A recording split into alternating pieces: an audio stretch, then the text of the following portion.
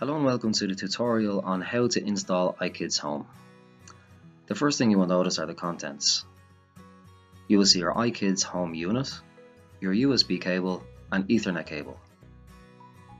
To power ikydz Home, simply plug in the USB cable into the back of your ikydz unit and then into the back of the main router. You then connect the Ethernet cable in the WAN port of your ikydz unit and into a vacant LAN or Ethernet port in the back of your router. You will then notice three lights illuminating on your ikydz unit. The light on the right is your wireless indicator.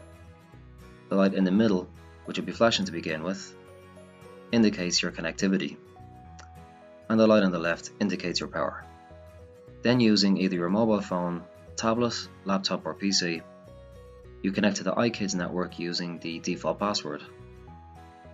This will automatically open up the registration page where you will fill in the blanks and click Begin Registration. Upon successful registration, your ikydz unit will then reboot.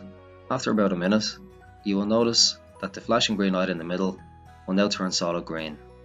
This is indicating successful connectivity to the internet.